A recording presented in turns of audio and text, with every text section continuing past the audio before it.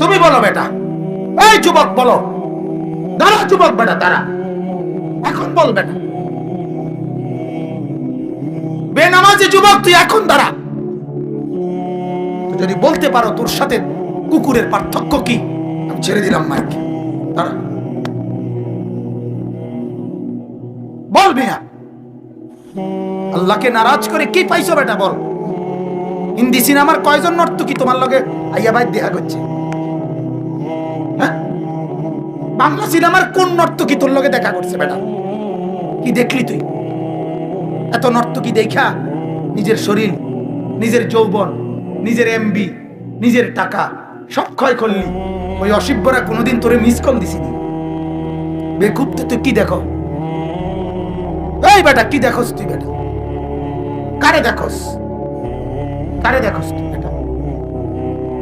এই মুরব্বীরা আপনারা চা দোকানে বসে কি দেখেন? নর্তকীর নাচ দেখলে আপনি বুড়ো মানুষ, ওই নর্তকীর নাচ দেখেন কেন? বিড়ি খান কেন? সিগারেট খান কেন মিয়া? লজ্জা করে না? আপনি মরবেন না?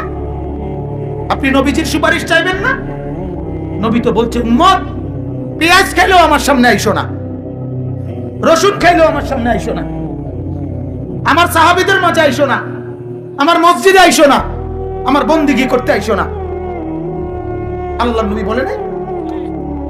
কথা বলেন না কেন? তাইলে তাহলে বিড়ি খাইয়ে তুমি রাসূলের সামনে দাঁড়াইবা কেমনে? সুপারিশের জন্য দাঁড়াবেন কিভাবে বলেন? আমারে জবাব দেন না বাজান। কেমনে বললে বুঝবেন? কেমনে বললে বুঝবেন? কেমনে বললে?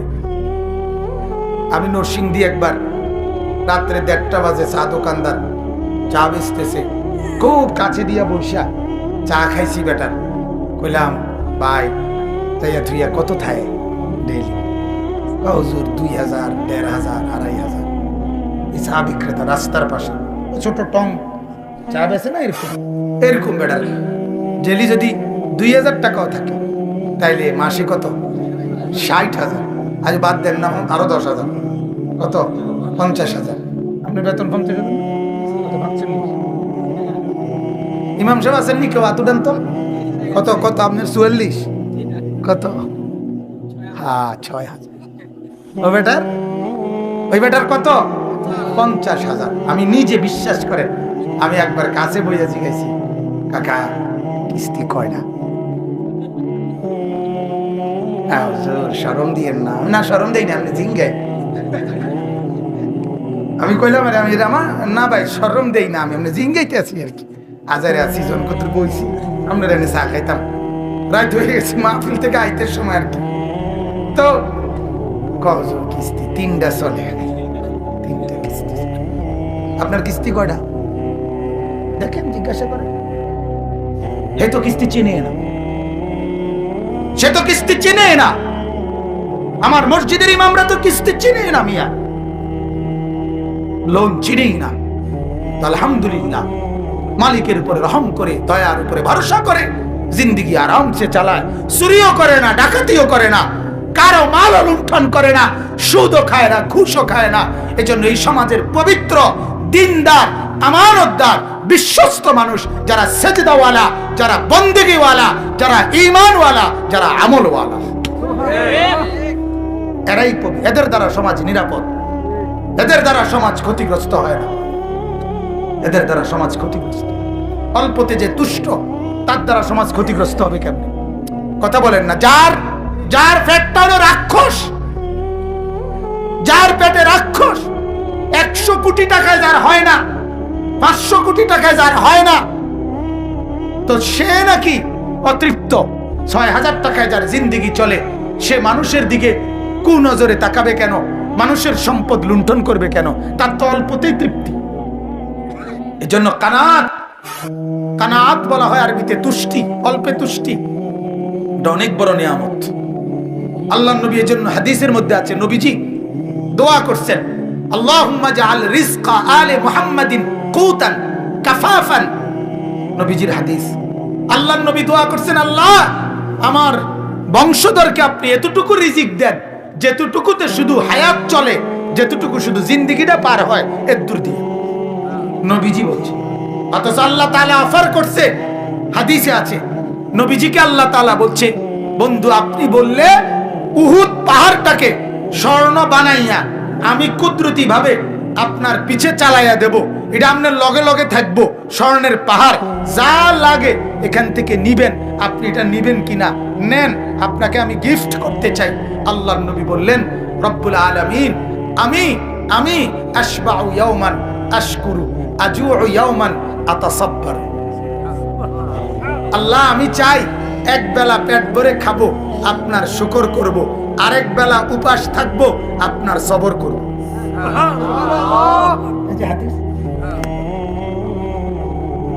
এক বেলা খাবো শুকর করব, এক বেলা উপাস থাকবো, সবর করব। আল্লাহুম্মা আহইনি মিসকিনান ওয়া আমিতনি মিসকিনান ওয়া আহশুরনি ফি জুমরাতিল মাসাকিন। নবী বলেন, আল্লাহ আমি গরিবের সাথে বাঁচতে চাই, আমি গরিবের সাথে মরতে চাই, আমি গরিবের সাথে হাসরের ময়দানে দাঁড়াইতে চাই। আমার উম্মতের সবচেয়ে দুর্বল, আমার উম্মতের দিন আইনা দিন খায়, ওই লোকটাও যেন বলতে না পারে, হায় নবী কি আর, নবী তো ছিলেন রাজপ্রাসাদে, নবীর তো ছিল স্বর্ণের পাহাড়, উনি আমার দুঃখ বুঝবেন কেমনে? কথা বুঝেন নাই? উনি কেমনে বুঝবেন? আমরা অনেক সময় কথা কই না, আপনি আমার দুঃখ বুঝবেন কেমনে? আপনি থাকেন সুখের রাজপ্রাসাদে, আপনি বুঝবেন কেমনে দিন মজুরের কষ্ট কি? আল্লাহর নবী বলেন, না উম্মত, আমি পেটে পাথর বাঁধছি 14 দিন, আমার কোন উম্মত কোনদিন বাঁধো নাই। উম্মত আমার 3 মাস ঘরে আগুন জ্বলে নাই, 3 মাস চুলায় আগুন জ্বলে নাই, কাজে আমার কোন উম্মত কিয়ামত পর্যন্ত এর চাইতে বেশি অভাবের অভিযোগ আমার উপরে করতে পারবা না, আমি তার চাইতে বেশি কষ্টে পার করে গেছি। আমি তোমাকে ভাইবা, আমি তোমাকে ভাইবা, আমি তোমার সাথেই থাকতে চাইছি, তোমার সাথেই মরতে চাইছি, নাহলে আমার মাওলা তো আমারে দিতে চাইছিল অনেক, ঠিক কি না বলেন? দিতে চাইছে না অনেক। নবী চাইলে আল্লাহ কি কি দিত? কথা কয় না, কি কি দিত? সব দিত, সব দিত। কিতাব আর বানাইছে তো ওনার লাগে, বানাইছে তো ওনাকে মহব্বত কইরা, কায়নাত সাজাইছে তো নবীকে ভালোবাসা, তো আবার দিত কিতাব। আল্লাহ তো যেন বলতো যে বন্ধু সবে তো আপনারে দিলাম, তবুও তো আল্লাহর নবী সাল্লাল্লাহু আলাইহি সাল্লাম আমরা যেন কোনোদিন বলতে না পারি যে আমার কষ্ট কষ্ট পাইলে না বুঝতো কষ্ট কারে কয়, ঠিক কি না বলেন? যে আপনারা অনেক সময় বলেন না, হুজুর আপনার গো আবার কি হবো চিন্তা, মানুষের বাইরে গিয়া গিয়া ভাত খান, আমরার মতো সিএনজি চালাইলে অটো চালাইলে না বুঝতেন না, আপনি একটা বুঝছেন, আমরা বুঝছি না, আমরা মানুষের বাদ ভাত খাই দেখা আমরা বুঝছি না, নাইলে আপনার মতো হইলে বুঝলাম, হইলে কিস্তি কেমনে লয়, কথা বুঝছেন না? আপনার মতো বুঝলাম থাকলে বুঝলাম, হইলে বিড়ি কেমনে খায়, আপনি আম করে বুঝাইতে নাইছেন, আমরা বুঝি না, বুঝি না কি? পৃথিবী এমন এক জায়গা, আল্লাহ তাআলার কুদরত এটা, আমি তো এটা সবসময় বলি, পৃথিবী এমন একটা, এখানে উচ্চ শিক্ষিত যা বোঝে, মূর্খ পৃথিবীর ব্যাপারে তাই বোঝে। এটা তো আমার সবসময়ের কথা, যে একবারে উচ্চ শিক্ষিত ব্যক্তি যেটারে টাইলস বলে, একজন মূর্খ বকলম সরু সরেও চিনে না, এবারটা টাইলসের মাটি বলে, ঠিক না? আয়ো কি কয়? ডক্টরেট ডিগ্রিধারী ব্যক্তি যে বেটা এবারটা ফাঙ্গাস মাছরে ফাঙ্গাস বলে, মূর্খ যে বেটা সই দিতারে না এবারটা ফাঙ্গাস রে তেলাফিয়া বলে, ঠিক না? কিতা বলে? এবারটা বেড়ারে কি বলে? বেড়ারে বেড়ি বলে নাকি? বেড়িরে বেড়া বলে, রাইতেরে দুপুর বলে, দুপুরের রাত বলে, কি সুবিধা কি? অসুবিধাই কি? দুনিয়া ভোগ করতে কিচ্ছু লাগে না, দুনিয়া ভোগ করতে আল্লাহর বান্দা হইলেই চলে, দুনিয়া ভোগ করতে হলে আল্লাহ পাঠাইলেই চলে। আল্লাহ বলে পাঠাইছিও আমি, রিজিকের ব্যবস্থাও রাখছি আমি, তুমি শুয়ে থাকলে অসুবিধা নাই, আমি তোমার রিজিক পৌঁছাবো। তাহলে আপনি এখন বলবেন তাহলে আমরা হইয়া তাই কেউ কোনো কাম কাজ না করি, আল্লাহ বলে তুমি যে কাম করবা এটাও তো আমার ফয়সালা। কথা বোঝেন নাই আপনি? এটা আপনি কেমনে, তুমি যে তোমার যে সামনের লোকমা ভাত এটা খাইতে হইব ক্যান্টনমেন্ট গিয়া, এটাও তো আমারই ফয়সালা, তো তুমি এনে বইয়া খাইবা কেমনে? তোমার কদম তো আমার হাতে, কথা বুঝছেন?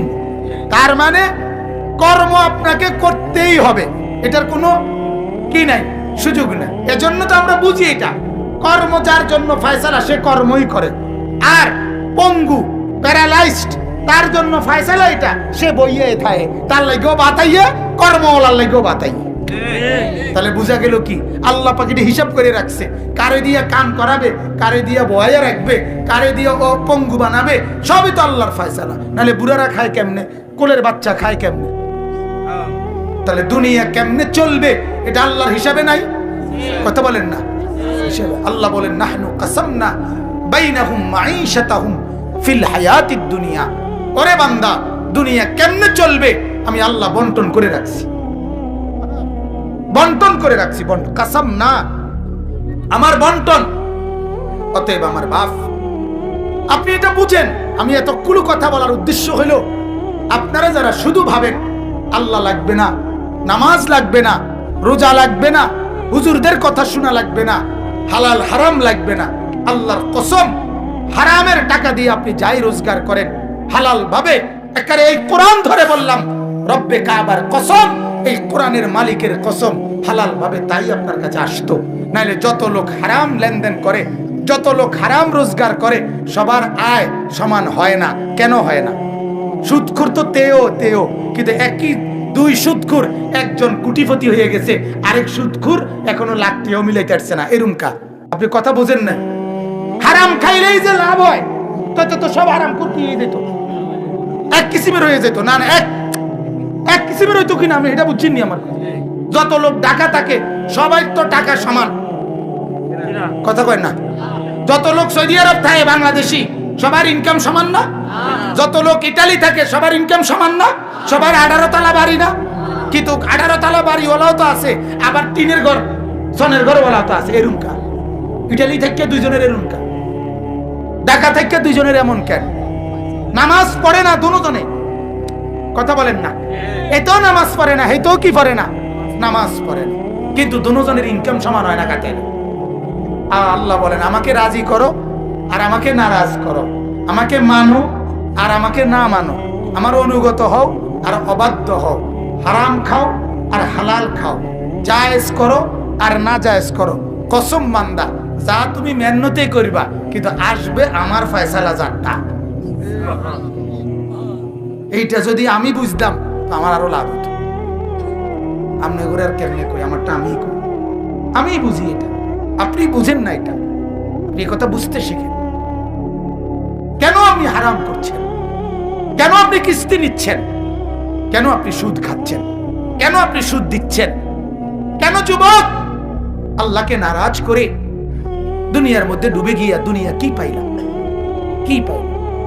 কেউ 15 দিনে বিদের জায়গা, কেউ 3 বছরও কি পায় না, ভিসা পায় না। এরম হয় কা যে চাইলেই যেমন যায়, কথা বলেন না? তো কেন এমন হয় ভাই? বলো ভাইয়া, বোঝো ভাইয়া, দুনিয়া আল্লাহ তাআলা একেবারে নিখুঁত ভাবে, আল্লাহ কোরআনে বলছেন কুল্লুন ফি কিতাবিম মুবিন। আমি আল্লাহ তাআলা দুনিয়ার প্রতি ইঞ্চি আমি আল্লাহ আমার আমল তাকদীরের মধ্যে লিখে রাখছি। কেমনে কি হবে, রাত হবে কখন, দিন হবে কখন, ওই নদীতে জোয়ার হবে কখন, ভাটা হবে কখন, হাসবে কখন, কাঁদবে কখন, হাত উঠবে কখন, হাত নড়বে কখন, সবকিছু আমি আল্লাহ নির্ধারণ করে রাখছি, নির্ধারণ করে রাখছি। ওই দিন আমার সাথে সিলেট থেকে আমি, আমার শায়েখ আরিফ বিল্লাহ মুফতি মুশতাকুন নবী সাহেব হুজুর, আমরা দুজনে সিলেট ছিলাম। আমি 2 দিন পরে চলে আসছি, হুজুর আজকে রাত্রে আসবে। তো 2 দিন পরে যেদিন আমি চলে আসি, আমার রওনা দেওয়ার 1 ঘন্টা আগে বা আধা ঘন্টা আগে হুজুরের সাথে 2 জন লোক আমাদেরও মহব্বতের, ওনারা দুজন রওনা দিছে, বাসে চলে আসবে কুমিল্লা। রওনা দিছে ব্যাগ লইয়া, যে বাসায় আমরা ছিলাম ওই বাসার বারান্দায় আসছে। এই সময় হুজুরে আবার ডাক দিছে, ডাক দিয়ে কইতেছে আপনারা মাওলানা আনিস আজকে রাত্রে যাবে মাহফিল শেষ কইরা, দোনো মাহফিল শেষ করে আপনারা দুজন এখন বাসে না গিয়া ওনার লগে যাই। এরপরে উনি আমগোর লগে আমার সাথে রয়ে গেল দুজন। তো রাতের 2টা বাজে ওনারা ও আপনার সিলেট বালাগঞ্জ একটা উপজেলা, ওইখানে বসা ভাত খাইছে। তখন আমি বললাম আব্দুল মান্নান স্যার ভাবেন তো, ব্যাগ লইয়া রওনা দিছেন, গেট পর্যন্ত গেছেন গা, আপনি মনে করছেন রাতের ভাত খাবেন কে বাইত, মাওলা আপনার ভাত রাখছে বালাগঞ্জ, আপনি পারছেন আপনার রিজিক না খাইয়া যাইতেন? কি আশ্চর্য না? উনি তো স্বপ্নও ভাবে নাই, উনি তো রওনাই দিয়ে লাইছে। তো মালিক বলে, না রে বান্দা, আজকের রাতের খানাটাও তোর সিলেটে, তুই যাবি কেমনে কুমিল্লা? আমার ভাই, আমি সবটা কথার দ্বারা এটাই বুঝাইতে চাই, আপনি এটা বুঝতে শিখেন। আমরা এটাই বারবার বলি, ইয়ালামুনা যাহিরাম মিনাল হায়াতিদ দুনিয়া, আমরা শুধু দুনিয়াটাই বুঝলাম। আল্লাহ বলে, ওয়াহুম আনিল আখিরাতি হুম গাফিলুন, বান্দা তুমি আখিরাত থেকে গাফিল হলা। আরে বান্দা, এক পিঠ শুধু বুঝলা, আরেক পিঠ বুঝলা না। মাটির উপরের পিঠটা বুঝলা, মাটির ওই পিঠ কবর, মাটির ওই পিঠ আখিরাত, ওটা তো বুঝলা না। কেন এমন করলা? এই পিঠ তুমি সাজাইলা, তো ওই পিঠ কবর কে সাজাবে বান্দা? কে সাজাবে? অতএব আল্লাহ তাআলা বলেন, ওই কথাটা বলতেছিলাম, আমাকে ভুলে যায় যে আমি তার জীবন দুনিয়ায় সংকীর্ণ করে দেই। আর ওয়া নাহশুরুহু ইয়াউমাল কিয়ামাতি আ'মা, আমি আল্লাহ তাআলা তাকে হাসরের ময়দানে উঠাবো, হাসরে তুলবো তাকে, যখন সে দাঁড়াবে আ'মা, সত্যি সত্যি অন্ধ। আজকের সেজদা ছাড়া যুবক অন্ধ হয়ে উঠবে, আজকের সুদখোর অন্ধ হয়ে উঠবে, আজকের হারামখোর অন্ধ হয়ে উঠবে, আজকের জিনাখোর অন্ধ হয়ে উঠবে, আজকের মাদকাসক্ত যুবক, মদখোর, গাঁজাখোর, ফেন্সিখোর, ইয়াবাখোর, বাবাখোর, ডাইলখোর, এদের জন্য আছে সুখবর। এদের জন্য বুদ্ধিজীবীরা খুব চিন্তা করছে। বাংলাদেশে